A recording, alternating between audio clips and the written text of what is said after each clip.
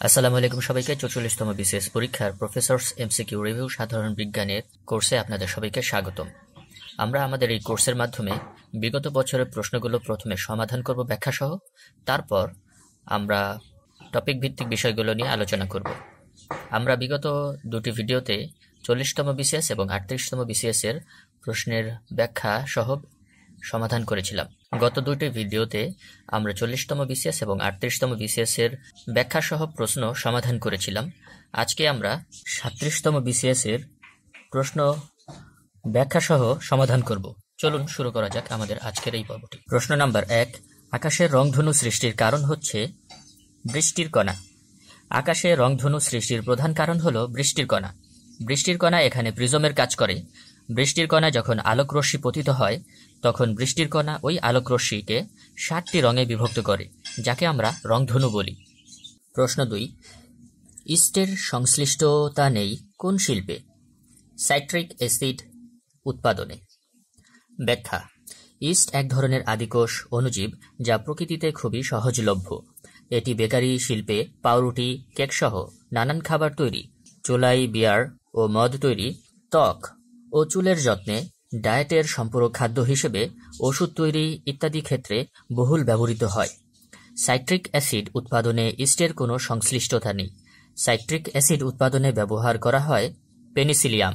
চন্দ্রে কোনো বস্তুর ওজন পৃথিবীর ওজনের 1/6 চন্দ্রপৃষ্ঠে অভিকর্ষ ত্বরণ পৃথিবীর 1/6 সুতরাং কোনো বস্তুর ওজন সেখানে হবে পৃথিবীর 1/6 মানবদেহে রোগ প্রতিরোধে প্রাথমিক প্রতিরক্ষা স্তরের ফার্স্ট লাইন অফ ডিফেন্স অন্তর্ভুক্ত নয় কোনটি?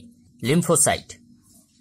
মানবদেহে রোগ প্রতিরোধে প্রাথমিক প্রতিরক্ষা স্তরের ফার্স্ট লাইন অফ ডিফেন্স অন্তর্ভুক্ত বিষয়গুলো হল ত্বক, অশ্রু, শ্লেষা, মুখের লালা, চোখের পাতা, পাকস্থলী, অ্যাসিড। অশ্রু, শ্লেষা ও লালায় বিদ্যমান এক প্রকার এনজাইম হল লাইসোজাইম, আর লিম্ফোসাইট হল এক প্রকার শ্বেত রক্তকণিকা যা তৃতীয় প্রতিরক্ষা স্তরের অন্তর্ভুক্ত। নিচের কোনটি ভাইরাসের জন্য সত্য নয়? রাইবোজোম থাকে, অর্থাৎ ভাইরাসে এই 3টি উপাদান থাকে, কিন্তু রাইবোজোম এটি ভাইরাসে থাকে না। অকোষীয় অণুজীব ভাইরাসের বৈশিষ্ট্য হল এতে ডিএনএ ও আরএনএ আছে। জীবদেহের অভ্যন্তরে এরা সংখ্যা বৃদ্ধি করতে পারে। এদেরকে ক্রিস্টাল বা স্ফটিক দানায় রূপান্তর করা যায়। এদের সাইটোপ্লাজম, নিউক্লিয়াস, কোষীয় ক্ষুদ্রাঙ্গ ও বিপাকীয় এনজাইম নেই, সুতরাং এখানে রাইবোজোমও থাকবে না। তাপ ইঞ্জিনের কাজ হল তাপ শক্তিকে যান্ত্রিক শক্তিতে রূপান্তর। তাপ এর কাজ হল তাপ শক্তিকে যান্ত্রিক শক্তিতে রূপান্তরিত করা। অন্যদিকে বৈদ্যুতিক মোটর বিদ্যুৎ শক্তিকে যান্ত্রিক শক্তিতে হাতে হাত ঘষলে যান্ত্রিক শক্তি তাপ শক্তিতে এবং দুটি ভিন্ন ধাতব পদার্থের সংযোগস্থলে তাপ প্রয়োগ করলে তাপ শক্তি বিদ্যুৎ শক্তিতে রূপান্তরিত হয়। শূন্য মাধ্যমে শব্দের বেগ 0। মাধ্যম ছাড়া শব্দ চলতে পারে না, তাই শূন্য মাধ্যমে শব্দের বেগ হবে 0। কঠিন মাধ্যমে শব্দের বেগ হবে বেশি, বায়বীয় মাধ্যমে শব্দের বেগ হবে সবচেয়ে কম। উল্লেখ্য, বাতাসে শব্দের বেগ 332 মিটার পার সেকেন্ড। দৈনিক খাদ্য তালিকায় সামুদ্রিক মাছ, শৈবালের অন্তর্ভুক্তি কোন রোগের প্রাদুর্ভাব কমাতে সাহায্য করবে? হাইপোথাইরয়েডিজম। কোনো কারণে থাইরয়েড গ্রন্থির হরমোন উৎপাদন কমে গেলে তাকে হাইপোথাইরয়েডিজম বলে। বাংলাদেশে প্রধানত আয়োডিনের ঘাটতির কারণে এই হরমোন উৎপাদন ব্যাহত হয়। দৈনিক খাবারের সঙ্গে বেশি পরিমাণ আয়োডিনযুক্ত শাক, সবজি, ফলমূল, সামুদ্রিক মাছ ও শৈবাল ও আয়োডিনযুক্ত লবণ খেয়ে এ রোগ থেকে আরোগ্য লাভ করা যায়। গ্রিন হাউস কি? কাচের তৈরি ঘর। কোনটি জারক পদার্থ নয়? হাইড্রোজেন। জারক পদার্থগুলো ইলেকট্রন গ্রহণ করে, অন্যকে জারিত করে ও নিজেও বিজারিত হয়। অক্সিজেন, ক্লোরিন ও ব্রোমিন প্রত্যেকেই ইলেকট্রন গ্রহণ করে, তাই এরা জারক পদার্থ। অন্যদিকে হাইড্রোজেন ইলেকট্রন ত্যাগ করে, তাই এটা জারক নয়, বিজারক। নিউক্লিয়াসের বিভাজনকে কি বলা হয়? ফিউশন বলা হয়।